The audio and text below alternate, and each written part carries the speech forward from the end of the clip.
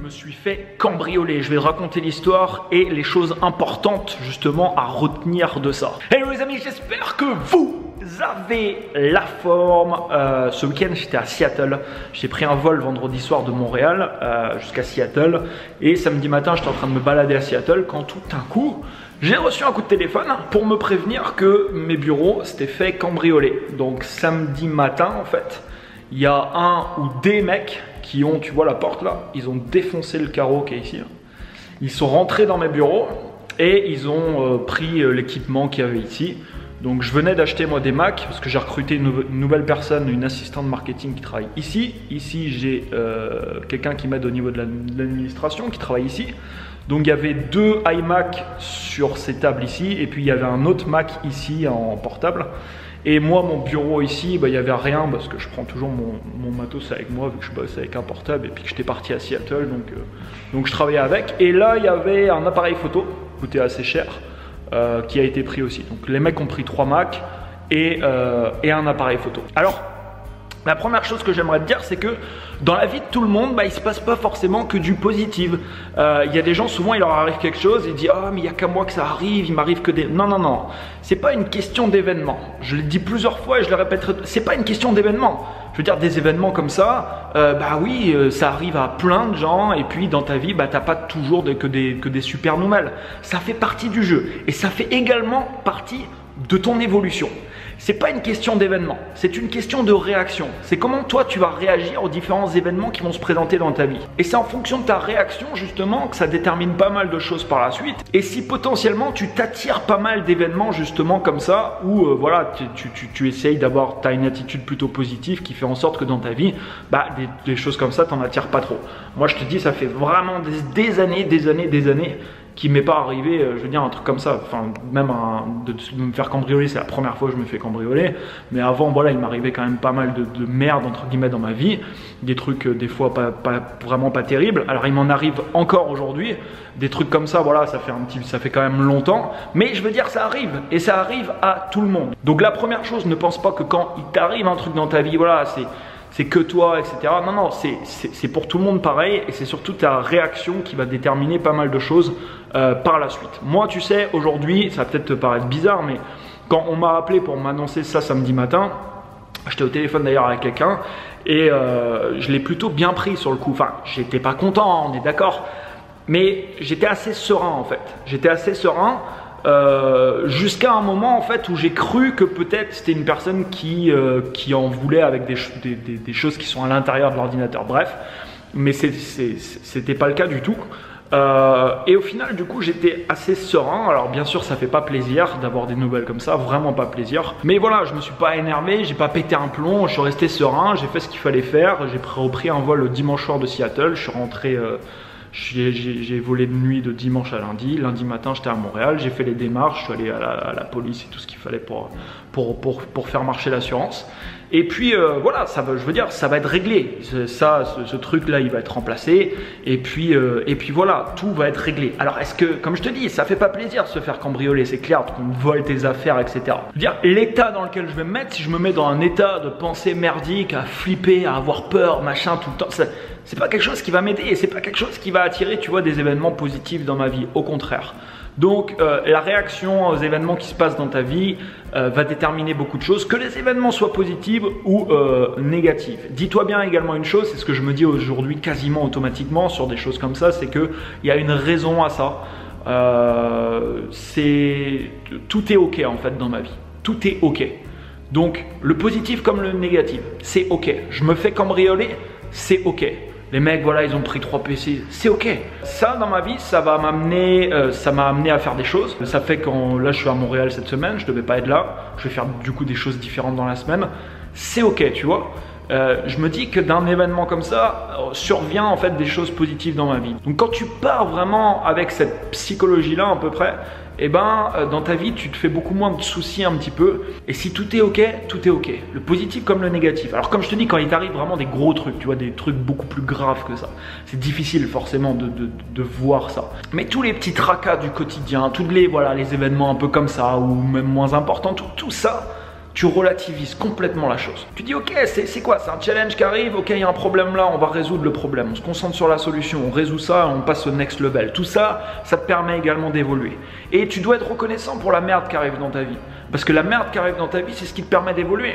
Soit quand il arrive un événement comme ça, bah, tu fuis la situation, soit tu te concentres sur les solutions et tu avances et tu gardes un esprit positif. C'est ça qu'il faut te dire. À chaque fois, tu as le choix, comme je te disais, de ta réaction. Donc prends les événements qui t'arrivent comme quelque chose de positif dans ta vie qui te permet au final d'évoluer. Alors tu préfères forcément évoluer avec des choses positives. Moi aussi je préfère évoluer avec des choses positives.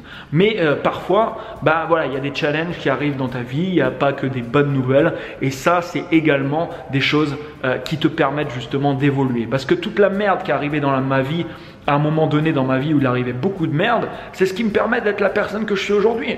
Donc je suis également reconnaissant de toute cette merde au final. Et en ayant du recul aujourd'hui sur tout ça, je me dis, bah ok, heureusement, certainement que tous ces événements sont arrivés parce que ça m'a permis de me construire et ça me permet d'être la personne que je suis aujourd'hui. Ça, c'était la première partie de cette vidéo. La deuxième partie, c'est forcément, on va parler un peu de ce type d'action, tu vois. Les Macs, tu vois, ça se bloque. Des Macs, ça se bloque. Il y a une sécurité par Apple, tu peux bloquer les Macs à distance. Donc certainement que cette sécurité, elle doit pouvoir être craquée. Je ne m'y connais pas, mais certainement. Mais je pense pas que les mecs qui ont fait ça vont pouvoir craquer cette sécurité. Bref, donc les 3 Macs, je suis même pas sûr qu'ils puissent en faire quelque chose parce qu'ils sont tous les 3 bloqués. L'appareil photo, ils vont pouvoir le vendre à un bon prix. Ils vont pouvoir le vendre quoi? Il coûte 2000 €, ils vont peut-être le vendre, je sais pas moi, 1000 €, 1500 €. Et les Macs, imaginons qu'ils arrivent à les vendre, j'en suis vraiment pas sûr, mais s'ils arrivent à les vendre, ils vont tirer quoi de ce cambriolage? Peut-être 4000 €, 5000 € maximum. Imagine un peu la psychologie des mecs qui ont fait ça et justement ce qui se passe dans leur tête pour leur dire je vais prendre un risque.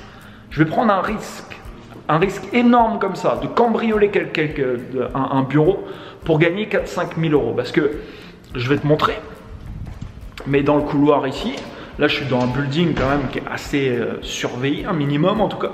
Il y a des caméras. Il y a des caméras là, il y a des caméras en bas, il y a des caméras dans l'ascenseur. Donc il y a plusieurs caméras. Je veux dire, les mecs, ils ont été filmés. Donc c'est vraiment pas très malin. Alors, si les personnes qui ont fait ça, ils sont ados, je sais pas, ils ont 15 ans, 16 ans, jusqu'à 18, allez, jusqu'à 20.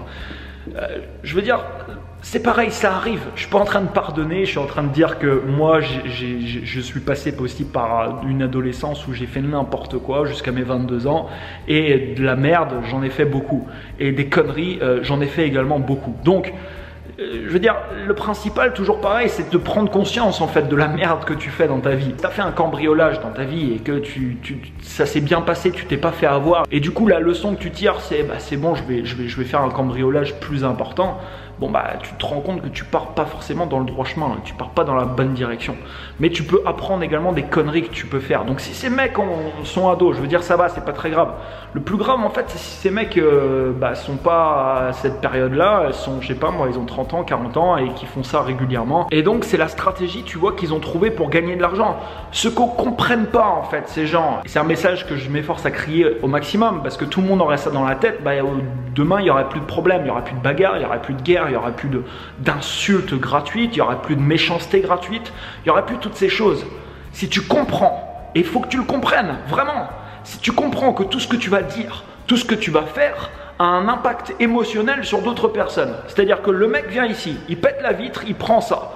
Ça a un impact émotionnel sur des gens, ça a un impact émotionnel sur les gens qui bossent là, sur moi-même, sur les gens qui travaillent ici aussi. Et ça part, tu vois, un impact positif. Donc, de tes gestes, de tes actions, de tes paroles, tu vas créer un impact plus ou moins positif ou négatif chez certaines personnes. Maintenant, quand tu fais des actions comme ça qui sont négatives, qui à première vue, tu vois, tu fais, donc le mec il a vu là dans le carreau, il a vu tiens, il y a 2 Macs et tout, je vais les prendre, je vais...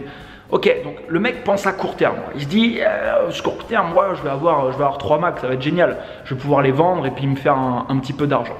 Mais à long terme, cette personne sera toujours perdante. C'est-à-dire qu'imaginons qu'il n'est pas retrouvé. Il va être retrouvé, mais imaginons qu'il n'est pas retrouvé. Donc déjà, il va être retrouvé, donc je pense qu'il va être dans la merde forcément, parce qu'il va avoir des problèmes avec la police, la justice, enfin voilà, c'est forcé. Mais imaginons même qu'il n'est pas retrouvé. Mais en fin de compte, il y a toujours une justice invisible. C'est-à-dire que les actes que tu fais, si tu passes ton temps dans ta vie à amener des choses positives dans la vie d'autres personnes, je peux te garantir que c'est le meilleur moyen pour changer ta propre vie. Pour changer ta propre vie. Si tu passes par contre ton temps à faire l'inverse, c'est le meilleur moyen pour vivre une vie de merde. Et les mecs qui font ce genre de trucs, ils vont leur arriver mais que des galères dans leur vie. Ils vont pas comprendre, tu vois. Ils vont arriver que des merdes. C'est-à-dire que là, le mec a peut-être été gagnant à court terme, peut-être qu'il a vendu l'appareil photo, là il a gagné 1000 balles. Ok, c'est cool, sauf que tout ça, ça va lui retomber sur la gueule un jour ou l'autre, c'est sûr. Et tous ces mecs qui font ça, en fait, un jour ou l'autre, ça leur retombe sur la gueule et il leur arrive que de la merde dans leur vie, vraiment que de la merde. Donc ça, il faut vraiment le comprendre. Et il n'y a pas besoin de faire des choses comme ça, hein. Je veux dire, tu peux passer ton temps à envoyer de la négativité sans même t'en rendre compte. Et pour ça, tu as juste à aller sur YouTube, dans l'espace de commentaires. Alors, j'ai pas trop à me plaindre personnellement sur mes vidéos, pas du tout même. Mais va, je sais pas, moi, sur des YouTubeurs hyper connus qui ont des milliers de commentaires, regarde un petit peu ce qui se passe dans l'espace de commentaires. Regarde les gens, et je peux te garantir qu'il y a des gens qui écrivent des trucs, mais juste ahurissants quand tu lis ça.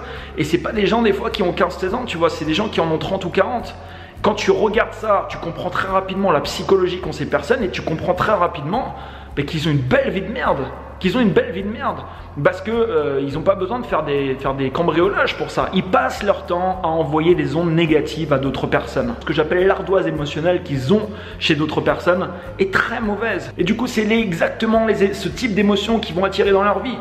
Non seulement ils vont attirer ce type d'émotions, mais ils vont attirer des situations qui vont leur faire vivre ça. Ils vont attirer également les mauvaises personnes dans leur vie qui vont leur attirer des émotions de ce type. Il y a une énorme cohérence dans ta vie. Si tu as un état d'alignement parfait entre tes pensées, tes actions et tes émotions, ben, soit cet alignement il est positif et dans ta vie ça peut t'amener très très haut, soit c'est tout le contraire. Et crois-moi, ça va même t'amener très très bas.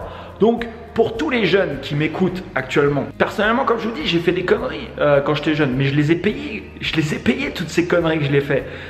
C'était peut-être pas sur le coup, tu vois, peut-être pas le lendemain des fois, mais toutes les conneries que j'ai faites, je les ai payées, tu vois, à un moment donné. Donc, si tu veux, par exemple, gagner de l'argent, bah, te concentre pas sur des cambriolages. Concentre-toi sur de la valeur que tu peux apporter à d'autres personnes. Apporte de la valeur dans la vie d'autres personnes. Et à ce moment-là, bah, y a des gens qui seront contents de te donner l'argent en échange de cette valeur que tu apporteras. Ça, c'est toujours des manières qui vont te faire aller très très bas et qui vont malheureusement amener tout un tas de problèmes dans ta vie. Comme la personne qui est rentrée ici ou les personnes, bah, c'est des gens qui vivront une vie avec un tas de problèmes tout le temps. Le plus gros problème, c'est les gens qui sont pas conscients de ça et qui sont dans ces attitudes hyper négatives ou hyper confrontantes avec d'autres personnes ou qui apportent vraiment des émotions toxiques à plein d'autres personnes et qui s'étonnent. Ils s'étonnent de vivre des vies merdiques, tu vois. Ils s'étonnent qu'il leur arrive tout plein de problèmes et tout ça. Mais il y a juste à regarder les actions que tu fais dans ta vie. Il y a juste à regarder les pensées que tu entretiens. Il y a juste à regarder quelle est ton ardoise émotionnelle et qu'est-ce que tu fais vivre au quotidien à d'autres personnes. J'en profite de cette vidéo. Les prochains recrutements que je vais faire ici, donc là on est 3 dans le bureau. Je vais recruter un monteur vidéo, un deuxième monteur. J'ai déjà un monteur. Une monteuse, même je sais pas si ça se dit une monteuse, mais je vais en recruter un deuxième pour travailler ici. Alors pas de travail à distance, je reçois souvent des CV pour des gens qui veulent, ça m'intéresse vraiment plus aujourd'hui, je veux travailler avec des gens qui travaillent avec moi. Donc c'est sur Montréal, au cas où tu es là et où tu connais des gens qui sont à Montréal, n'hésite pas à m'envoyer ton CV. Et je vais recruter également des développeurs iOS et Android également, ici aussi à Montréal. Ah, je sais pas si tu avais vu, je te l'avais montré suis-moi sur Instagram, je fais pas mal de résumés de livres en ce moment, je publie plein de vidéos d'1 minute où je résume des livres. La semaine prochaine, le 23 octobre, Il suffit d'une rencontre pour changer de vie sort en librairie et sur Amazon, donc mon roman. Ça fait un an maintenant que je travaille dessus. Donc voilà, j'ai hâte de te présenter ça. Et puis je t'avais pas montré certainement. Merci à vous tous parce que j'ai reçu mon trophée YouTube des 100 000 abonnés. Et puis la chaîne aujourd'hui est déjà à un peu plus de 120 000 abonnés. Donc merci à tous, merci pour votre soutien, merci pour vos commentaires. Mets-moi un énorme pouce juste en dessous. N'oublie pas de t'abonner à cette chaîne si t'es pas encore abonné, si tu veux suivre la suite. Et puis voilà, c'était une petite vidéo un petit peu différente. Mais je tenais à te montrer ça aussi pour te montrer que c'est pas toujours rose, tu vois, mais c'est comme ça, c'est pour tout le monde pareil, je pense. Surveille à chaque fois plus l'attitude que tu vas avoir et ta réaction face à ce type d'événement. Je te remercie pour ton écoute et je te dis à très bientôt dans une prochaine vidéo. Ciao, ciao!